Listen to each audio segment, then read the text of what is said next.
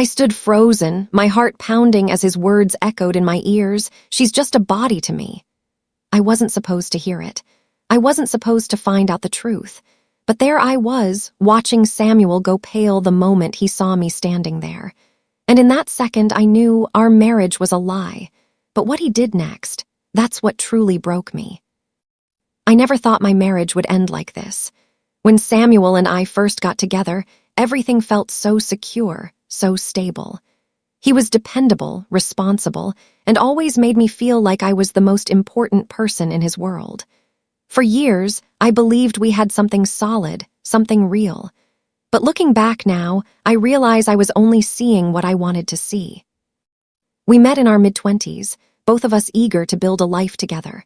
I loved how he made me feel safe, how he always seemed to have a plan. He worked hard, paid the bills, and never let me worry about anything. I got used to that, too used to it. At first, I had my own job, my own ambitions, but over time, I let myself slip into comfort. I stopped pushing for more, stopped thinking about a future outside of the one Samuel was providing for me. At first, he didn't seem to mind. He was patient, understanding, and even when we fought, he was the one to apologize first. I got used to him always being the one to fix things, the one who reassured me, even when I was the one being unreasonable. But then, things started to change. Samuel began coming home later. He became distant, quiet, like something heavy was weighing on him. I noticed the way he sighed when I mentioned buying something new, how his jaw tightened whenever I complained about wanting more out of life. He wasn't the same man who used to hold my hand in public, who used to plan surprises just to see me smile. And I ignored it. I told myself he was just stressed, that work was overwhelming him. But deep down, a part of me knew something was wrong. And then, one night, I heard him say it. She's just a body to me. The words hit me like a slap. I wasn't his partner. I wasn't his love. I was just someone he tolerated. And in that moment, I realized the truth. Samuel had given up on us long before I ever noticed. I should have confronted him right then and there. I should have screamed, demanded answers, forced him to look me in the eye and explain himself. But instead, I froze. The words echoed in my head. She's just a body to me. Cold, detached, like I was nothing more than an afterthought. I wasn't his wife anymore, wasn't his love. I was just there. Samuel's face went pale the moment he saw me standing in the doorway. His grip tightened around his phone, his lips parting like he wanted to say something, but he didn't. Instead, he just hung up, set his phone down, and rubbed a hand over his face like he was exhausted. Ashley, listen. No, I cut him off, my voice shaking. What did you just say? Silence. He didn't even try to deny it. That was the part that hurt the most. He just stared at me, his jaw clenched, his fingers twitching at his sides like he was debating whether or not I was even worth explaining this to. So that's what I am to you, I whispered, my chest tightening. Just a body. He let out a breath, his shoulders sagging, and instead of rushing to fix it, instead of apologizing, he doubled down. Ashley, I don't know what you want me to say. My stomach dropped. That wasn't guilt in his voice. It wasn't regret. It was something worse, indifference. I took a step back, my mind racing through every moment of our marriage, searching for the signs I had missed. The times he had come home late, the nights he turned away from me in bed, the way he no longer kissed me like he used to. Had he felt this way for months, years? How long? I finally asked. Samuel sighed, running a hand through his hair. Ashley, we've been falling apart for a long time. You just didn't want to see it. I felt like I had been punched in the gut. So what? I snapped, my voice rising. You stopped loving me, and instead of telling me, you just checked out. You just decided I wasn't worth the effort anymore. His silence was answer enough. The room felt colder. My hands trembled at my sides as the reality of it all sank in. He had already left me, long before this moment. And now I had to face the truth. I was in this marriage alone. I didn't cry, not right away. I just stood there, numb, watching Samuel shift uncomfortably like he was waiting for me to storm off, to scream, to throw something, anything that would make me the bad guy. But I didn't give him that. "So that's it," I finally asked, my voice quieter now. "You've just been going through the motions, pretending." He exhaled sharply, rubbing a hand over his face. "Ashley, I don't know what you want me to say. Things haven't been right for a while. I thought you figured that out by now." Figured it out. Like it was my job to decode his silence, to pick up on the way he stopped looking at me the same way, to just know. "And instead of talking to me, you just—" My throat tightened. "What? Decided I wasn't even a person to you anymore?" He had the audacity to look bored. "It's not that simple," he muttered. I let out a short, bitter laugh. "No, Samuel, it's actually very simple. You stopped caring about me, and instead of being a man and telling me, you just checked out." For the first time that night, I saw something flicker across his face. Guilt, shame, but it wasn't enough, not even close. "Look," he said after a long pause, "I didn't mean for you to hear that." I scoffed, crossing my arms. "Wow, that's what you're worried about, not that you meant it, just that I heard it." More silence. And that's when I knew there was no saving this. I turned on my heel and walked away, slamming the bedroom door behind me. My mind was racing, my heart pounding so hard I thought I might pass out. I wanted to scream, to break something, to hurt him the way he had just hurt me. But instead, I sank onto the edge of the bed, my entire body trembling. I had given this man everything, my love, my time, my trust, and to him, I was just a body. I thought about confronting him again, demanding answers, but what was the point? He had already given up. The man I married, the one who used to hold my face in his hands and tell me I was his world, he was gone. And I was starting to wonder if he had ever really been there at all. I sat there for what felt like hours, staring at the bedroom wall, my mind replaying those words over and over again. "She's just a body to me." The weight of them settled in my chest like a stone, making it impossible to breathe. I should have left, packed a bag, walked out, and never looked back. But I didn't, because despite everything, despite the way Samuel had reduced me to nothing, I wasn't ready to let go. Not yet. I didn't sleep that night. My body was exhausted, my emotions drained, but my mind refused to shut off. How long had he felt this way? How many times had he looked at me and seen nothing? And if I hadn't caught him saying those words, would he have ever admitted it? Would he have ever told me the truth? The next morning, I woke to the sound of him moving around in the kitchen. The scent of coffee drifted through the air, as if nothing had happened, as if my entire world hadn't just imploded the night before. I forced myself out of bed, my body heavy, my heart even heavier. When I walked into the kitchen, Samuel was sitting at the table, scrolling through his phone, his face neutral, detached. "Morning," he muttered, not even looking up.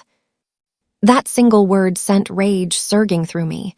Morning, that was it, like I was just supposed to move on. I pulled out the chair across from him and sat down, folding my arms. "We need to talk." He sighed, setting his phone down, finally meeting my gaze. "Ashley, I really don't feel like fighting this morning." "Oh, I'm sorry," I said, my voice laced with venom. "Does my presence, my existence bother you? I mean, I wouldn't want to get in the way, considering I'm just a body to you." His jaw clenched. He looked away, but I wasn't letting him off that easily. "How long?" I pressed. "How long have you been feeling this way?" He exhaled sharply, shaking his head. "Ashley, I don't know." "No, you do know," I snapped. "So say it. Say how long you've been pretending to care." Silence stretched between us, thick and suffocating. And then, finally, "A while." I sucked in a breath, my stomach twisting. Define a while, I whispered, my voice barely above a breath. His fingers drummed against the table. He looked tired, like he had already accepted this was over. I don't know, Ashley. Maybe a year, maybe longer. I flinched. A year. I had spent months, maybe even years, pouring my love into someone who had already checked out, and I hadn't even seen it. Why didn't you just leave? I asked, my throat burning. He shrugged, because it was easier to stay. My heart shattered. Easier. That's all I was, a convenience, a habit. I clenched my fists under the table, trying to steady my breathing. So, what now? I asked, my voice eerily calm. Do you want a divorce? He hesitated. That tiny flicker of uncertainty was like a slap to the face, because even now, he didn't have an answer. I don't know, he admitted. Maybe. Maybe, that was it. No fight, no desperation to fix what was broken, just apathy. I felt something inside me snap. I pushed back from the table, my chair screeching against the floor. You don't have to decide, Samuel, I said, my voice steady, even though my hands were trembling. Because I already have. He frowned. Ashley. No, I cut him off. I'm done. I'm not going to sit here and beg you to love me. I won't be some background noise in your life, waiting for you to figure out whether or not I'm worth it. For the first time, something flickered in his expression, something close to panic. Ashley, don't do this right now. I let out a bitter laugh. Oh, I'm sorry. Does this inconvenience you? I grabbed my keys from the counter. Don't worry, I'll make it easy for you. I didn't wait for a response. I walked out the door, slamming it behind me, leaving everything behind. And for the first time in a long time, I finally felt free. I drove for hours, not knowing where I was going, just needing to be anywhere but there. My hands were shaking against the steering wheel, my vision blurred with unshed tears. I wasn't sure if I was crying because I was heartbroken or because I was angry, furious at how easily Samuel had dismissed me, how easily he had let me walk away. When I finally stopped, I was sitting in an empty parking lot, staring at my own reflection in the rearview mirror. My face was unreadable, like I wasn't even sure who I was anymore. Who was I without him? Without our marriage? I pulled out my phone and hovered over his name. My thumb twitched, debating whether to call him, whether to see if he'd chase me. But deep down, I already knew the answer. He wouldn't. Because he had already let me go. And that was the most painful part of all. I stayed at a friend's place that night, avoiding all the questions I wasn't ready to answer. I couldn't handle the sympathy, the pitying looks that told me everyone else probably saw this coming before I did. I told them I was fine, even though I wasn't sure if I'd ever feel fine again. The next morning, I forced myself to go home, not because I wanted to see Samuel, but because I had to face reality. This was still my house, my life, even if it didn't feel like it anymore. When I stepped inside, the house was eerily quiet. Too quiet, like even the walls knew what had just happened. I half expected to find Samuel there, waiting for me, ready to apologize, ready to fight. But he was. Instead, I found a half-packed suitcase by the door. And that's when I knew he was leaving. I swallowed the lump in my throat and forced myself forward. I found him in the bedroom, shoving clothes into a bag, moving mechanically, like he had already made his peace with this. Like he wasn't second-guessing it at all. So that's it, I asked, my voice flat. He didn't even flinch. He just kept packing. Ashley, I think this is for the best. I laughed, but there was no humor in it. For the best? You mean for you? Because this is easy for you, isn't it? Just pack your bags and move on. He finally looked at me, and for a second I thought I saw something. Regret, maybe. But it disappeared too quickly to be real. I don't want to fight anymore, he said quietly. We've been pretending for too long. No, I snapped. You've been pretending I was still trying. His eyes darkened. Were you, or were you just afraid of being alone? That hit harder than I expected. I clenched my fists at my sides, my whole body shaking. You don't get to do this, I whispered. You don't get to make me feel like I was the problem when you were the one who gave up on me first. He sighed, zipping up his bag. Ashley, I did try, but I can't keep pretending I feel something that I don't. And that was it. No grand fight, no desperate attempt to make it work, just the end. I watched as he grabbed his keys, his movements slow, deliberate. When he turned back to look at me one last time, I held my breath, waiting, hopping for some sign that this wasn't really over, that he still felt something. But all he said was, "Take care of yourself." And then he was gone. The silence in the house was deafening after Samuel left. It was strange, how quickly everything we built, everything I thought we had, could be reduced to an empty space and a half-packed suitcase. I stood there for a long time, staring at the door, half expecting him to come back. But he didn't. And for the first time, I realized he never would. I should have cried. Maybe I did, but the tears felt hollow, meaningless. What was I mourning? The relationship I thought I had? The future I had envisioned? Or was it just the fact that for the first time in years I was completely alone? I sat down on the couch, my body heavy, my heart heavier. My fingers traced the patterns on the fabric, remembering how many nights we had spent curled up here, watching movies, talking about our dreams, planning a life that apparently only I wanted. We've been pretending for too long. His words echoed in my head, slicing through me like a knife. Had I really been so blind, so desperate to hold onto something that had died long ago? Maybe. The worst part wasn't that he left. It was that I let it happen. I let him slip away, let the love between us fade into nothing, let myself believe that if I just ignored the distance, it would close on its own. But love doesn't work like that. Love isn't just about staying. It's about choosing each other every single day. And somewhere along the way, Samuel had stopped choosing me. Maybe I had stopped choosing him too. I glanced at my phone, at the empty screen, at the absence of his name lighting up. My instinct was to text him, to say something, anything, that might pull him back. But what was there left to say? Take care of yourself. That was his goodbye. No anger, no regret, just closure. And I had to accept it. I stood up, wiping my face, forcing myself to take a breath.